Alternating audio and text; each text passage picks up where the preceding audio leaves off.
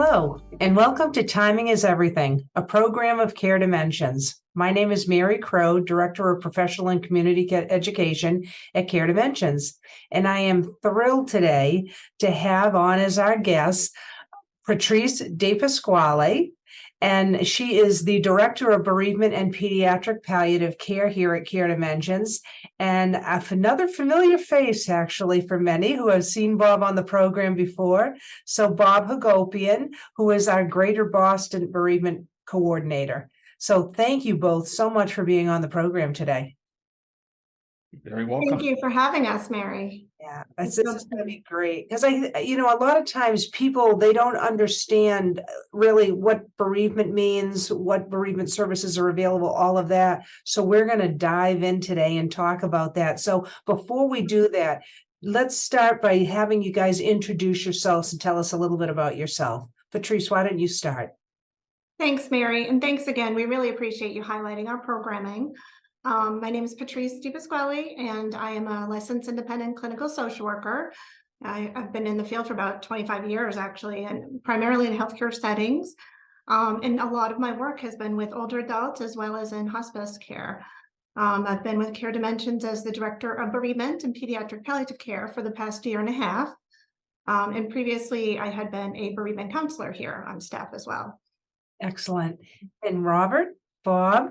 Yeah, thank you. Up until a year ago, actually the end of February of 22, I had served as a chaplain in the field on a team that would visit folks in independent living, assisted living, and memory care. And back on February 28th, 22, Patrice hired me as bereavement coordinator in Greater Boston, and I'm very grateful for that. I love my work here, and it's sort of a continuation of what I've been doing. I've been in ministry for 25 years, and so bereavement counseling and bringing comfort to people is sort of second nature to me. It's who I have always been. So I'm grateful to be here and to be working with such a great team. Thank you so much. So let's dive in. What services are offered for grieving loved ones of hospice patients? Thank you, Mary. Under the umbrella of our bereavement department, we really do have quite an array of services, and Care Dimensions, I believe, offers one of the largest and most comprehensive bereavement programs in New England. We have essentially, we have one-to-one grief counseling available with our professional clinicians, licensed clinicians who are, have a lot of training and specialization in grief counseling and grief and loss. We also provide support groups. We have supportive phone calls by bereavement volunteer callers who do check-ins periodically through the year with the loved ones who have lost someone on our service. And then we have a lot of events such as Service of Remembrance, which we host twice a year in the fall as well as in the spring. Am I leaving anything out, Bob? No, I think you've covered it very well. Yeah. There is such a dynamic and a dimension to our services. Many people may not be aware. So this is why we appreciate, Mary, you having us on the program so we can better inform them. Thank you. Yeah, and I think it is so important. This is because people, again, they hear the term bereavement, they don't understand. This is such an important piece to the work that you do, and that we do here, certainly through our organization and through hospice care. So I think it's important that people understand that there's this is not just an individual. When someone is dying, somebody that we love so dearly is dying, it's not just about them, is it? It's about everybody that loves and supports them in the process.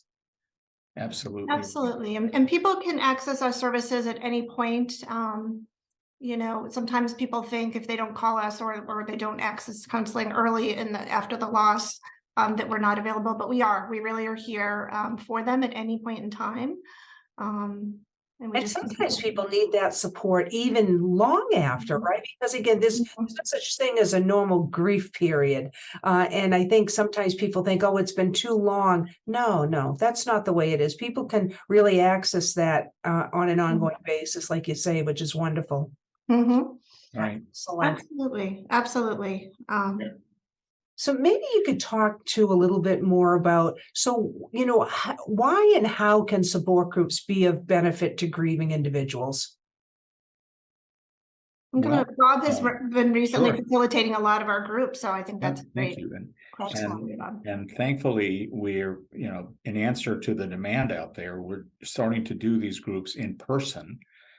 Matter of fact, we have some coming up in the greater Boston area this spring, and then again this fall. But I've been doing Mary Grimm and Mary Beth is our administrative assistant in greater Boston. We have been facilitating an in-person group with the Waltham Council on Aging at the Waltham Senior Center. It's part of our community outreach as well, but it's been extremely well received. And I think to answer specifically your question, there's nothing like being in the room with other people who are going through similar things or who have gone through them. I've learned from my life that there's no one as good of an expert as a peer, someone who has gone through it. And that doesn't take away from the training and education and experience that all of our counselors have.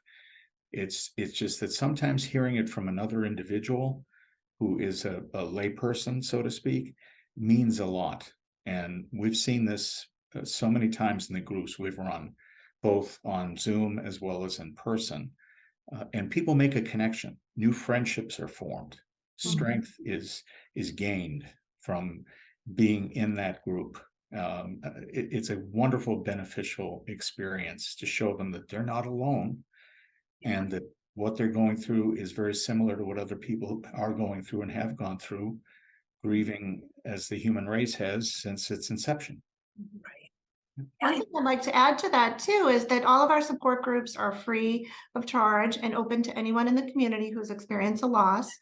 And we do have loss-specific groups, Mary, which I think you're aware of, right? Yeah, talk a little bit about that, Patrice, because the groups are very specific. And I think that, sometimes people, and I love that you said that too, Bob, about, listen, everybody's grief journey is different, but there's some shared commonality too, where people can derive that support from one another to reach in. I also I'm a big fan of support groups. And when people, are there, even if they're at different various stages in that process, boy, we acquire tools for our tool belt, right? And in terms of learning from one another and then helping to support people through that.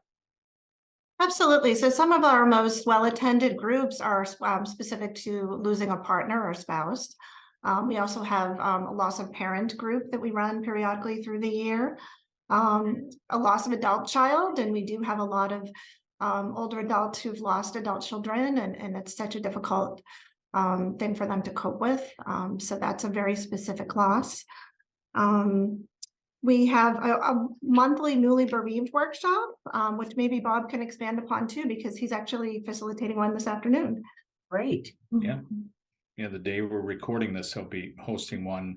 It's a 2-hour session, and we advertise it on the Care Dimensions website in the grief support tab. And people who have lost a loved one most recently within the past 3 months or so are invited to join. And basically it's a 2-hour workshop. We're bringing people together. We do education, we do sharing, and we're trying to bring them a sense of hope that they are beginning or in the process of the early part of their grief journey. And it's just, again, part of our outreach and being able to help people and bring people together. Yeah.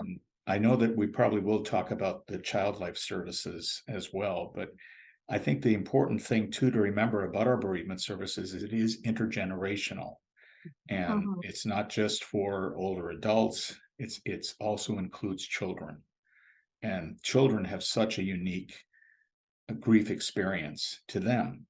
And so we want to make sure we understand. We have an incredible child life group, and we just are so happy that they're doing what they're doing. And to put in a little plug, maybe we're thinking, Mary, you might want to consider featuring them on one of your Would programs. love to, actually, would love to do that. I think, and again, it is, right? There's that children do grieve differently. So I think it's important that we do a special program and we'll talk a bit about it today with us. But I definitely want to do a specific program on just that so that we can understand better really what can be offered for children that are grieving. Because I think there's a lot of misconceptions about that too, right? That children don't understand and that they don't grieve or that they're protected from that. Far from true, isn't it? Absolutely. I've worked with children in my 25 years in ministry in the parish. Children know more than we give them credit. And sometimes their wisdom can be a help to us. Their simple way of seeing things and their open hearts. I mean, it does make a difference. I'd like to put in a plug for our colleague, Sammy McCarthy, who has done an outstanding job managing the Child Life Services now, and she has a great team of people that are helping her. So we hope that Sammy can be on the show too at some point. I think absolutely. she'll bring a lot of good information to your viewers. Our child life specialists, including Sammy, they provide consultation to the parents during while the patients come on hospice as well. And a lot of the patients do have young children. So they do provide a lot of specific ways of how to talk to their children about the disease process as well as the grief and loss. So they actually have their foot in both doors. They're walking with families who are currently on hospice, and they also are doing grief counseling after their loved one passes, as well as we have a pediatric hospice as well. So the pediatric hospice, meaning that the individual who's on hospice is a child. That's a misconception too, isn't it, Patrice? Is that we think that hospice is really for older people, but really death is not a respecter of age, is it? No, in fact, we do see patients across the lifespan here at Care Dimensions, and we really have a very dedicated team of all different disciplines providing that support. And it really can make a difference in the quality of life for unfortunately for young children that have an end of life diagnosis. Obviously, it's a very difficult thing for the whole family. But between our child life specialists, our social workers, chaplains, our bereavement staff, we're here for those families in a very difficult time. Camp Stepping Stones is another piece of our children's programming too. And talk about that. I love Camp Stepping Stones. This has been around for a long time, and I've had the great pleasure of being able to volunteer at Camp Stepping Stones for a number of years. So talk about that. Well, Mary, you've been a longtime supporter, and we thank you. Some people may not realize, but Mary has multiple skills because she carves the wood puzzle that that the families actually paint. Each family, as they enter camp, they actually make a puzzle piece that we put together at our closing ceremony. Camp Stepping Stones is a day of remembrance, as well as a day for families who've lost a loved one, children, their parents, and caregivers to come together and really remember and also commemorate and play and have fun. The beautiful thing about camp is it really helps the children to normalize their grief, that other children are experiencing grief and loss. Sometimes they're sitting in a classroom and maybe they're the only child that has lost a parent, and that can be very isolating. So when they come to camp, we have a lot of therapeutic expressive arts activities that we do throughout the day to commemorate, including the beautiful puzzle piece and the puzzle that you help us with that, Mary. And things like music therapy, pet therapy. We have a nice lunch. Last year we had a rock wall. But there's also activities for the parents. So we actually have almost like mini support groups for the parents during the day while the children are going around to their centers. We have massage therapy. We have a professor from BU Wheelock who comes and talks about how to raise grieving children and things to be mindful of when children are grieving. So it's really a very therapeutic day for everybody who attends, very meaningful for the volunteers as well. So we're really grateful. I agree. And when the kids are with other children, again, who have experienced a lot, that connection, I've seen lifelong friendships be created from this type of experience. Like the connection that the kids can make so quickly, it's amazing. Very Mhm. powerful experience. You know, you Absolutely. talked about how program, in terms of, you talked about some of them are virtual, some of them are in person. So Mhm. can you talk a little bit more about that in terms of like how programming takes place, all of that? Mhm. Well, during the pandemic, it was really amazing that Care Dimensions as a whole really brought Zoom accounts in for folks to be able to offer virtual counseling, as well as our support groups. We really were able to switch them over pretty seamlessly to virtual options. We've continued that on a hybrid model right now. And because really a lot of folks are telling us when they're working during the day that, for them to log on later in the afternoon or the early evening for support group, the Zoom option or the virtual option is really very helpful and allows them to attend. So this is why, as a program, we're continuing it as a hybrid option. And I think there's benefits to both, which I think Bob, again, he's been facilitating a lot of groups. So, the convenience of the Zoom and the virtual options. We have people joining all the way from Worcester, all the way down from Canton, who maybe would not have come to our office spaces in Waltham and Danvers previously. So our outreach is very large. It's wonderful. We had hundreds of people attend our groups last year. Wow, Yeah. that's great. Yeah, it does reach a lot of people, which is so important. Mhm. How can people learn more about the groups being offered and how they can register? All of our groups, we do post our monthly calendar on our website. There is a specific grief support page on the website, and folks can actually register very easily online right now by just plugging in their information, and it sends off an email right to us with all of their registration process attached. So they can also call us directly. We have a dedicated grief line. Do you want me to say the number? Yeah, please Oh, do. Please do. our dedicated grief line is 855-774-5100. Okay. 855-774-5100.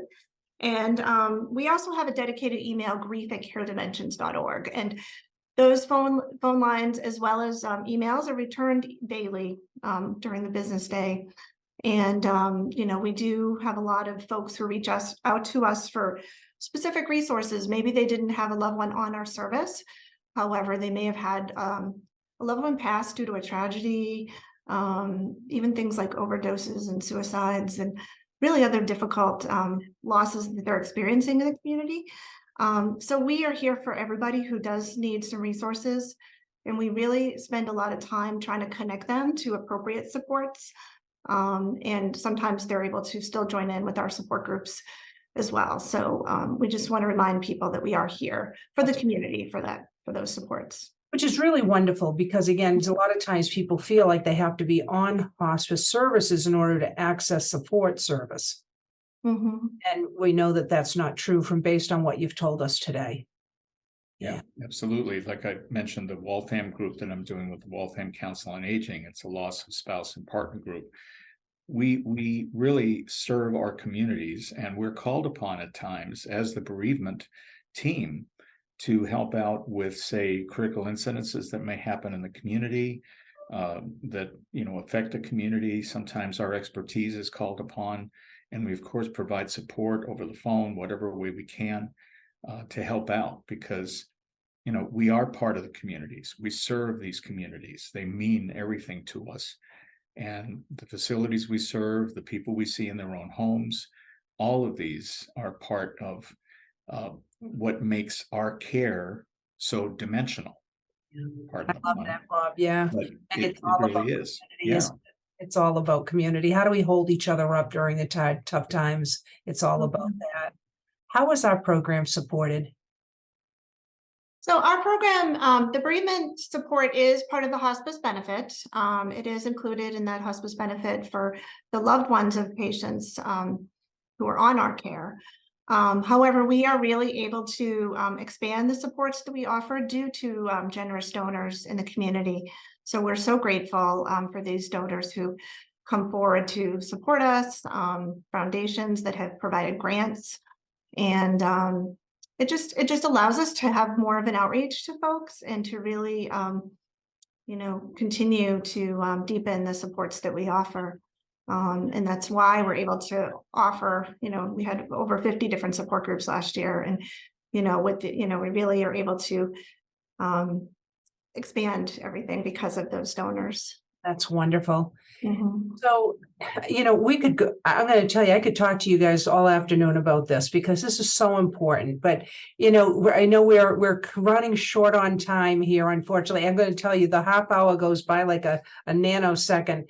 But so each of you, like if there's something else that you'd love for the audience to know before we wrap up today, share that gem with us now. Mhm. Sure. You want to go first, Patrice? Sure. I would just say, again, I would just remind people that, grief is very unique to each individual. Everybody does grieve differently.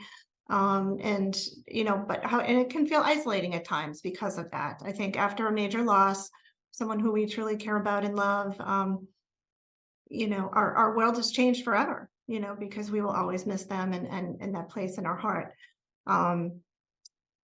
However, just to realize that accessing grief support can really make a big difference. Our staff are very open-minded and they really are non-judgmental. They create a very safe space in a confidential setting for folks to just really process. We walk with them through their grief, and we really try to just bear witness to what they're going through, as well as provide coping tips and strategies to help them to adapt. So to just, sometimes people are hesitant because they maybe never had any type of therapy before, or they feel that that's not for them, it's for somebody else. And I understand that. But to just, sometimes when folks come in and they have their first session, it really makes a big difference for them. And they're really, understanding that it really can help them through this process and that they don't need to grieve alone. Nicely said, Patrice. Absolutely. Bob. And if I could, I'd like to leave the folks who are watching this with the reality that grief has no statute of limitations. And that sounds very frightening, but please don't be frightened, because there will always be people like Patrice and myself and our colleagues and that are there to help people get through. And we all do get through it. That is the thing. Grief can ambush us at times years from now. Something can remind us of our loved one. We may see someone that looks like them, or we hear a song that was their favorite song. There's so many different things. We cannot move on from the people we love, but we can move forward, carrying the love and the memories with us. And that's what we help people to do, to equip them to be able to do that. I heard the other day, I was taking a course, and the instructor was talking about how we help change people's perception of their loved ones. When they first lose them, there's sorrow, there's pain. But as time goes by, as they learn better coping methods and they realize that life is still worth living and there's still so many people who love them and care about them, the memories they will have of them will be good, will be positive. They'll be thinking of the wonderful times. They're remembering them for what they shared. And that's what's important. We help people to make that transition. There will always be tears. That will always be, because we love these folks, but we can all get through it together. Thank you so much. I can't thank you both enough for being on the program today. Just beautifully said. And it was so important to get this and very important information out. I want to thank the audience for tuning in to Timing is Everything. And we look forward to you being at our future shows. More than ever, it's your sanctuary. But if you're caring for a loved one with advanced illness, it can feel isolating and worrisome. Care Dimensions can help. As Massachusetts' leading hospice provider, you can count on us for guidance, medical care, and support. We follow all COVID-19 safety precautions to protect you and your family, so you don't have to delay getting the care you need. Visit Care Dimensions online or give us a call.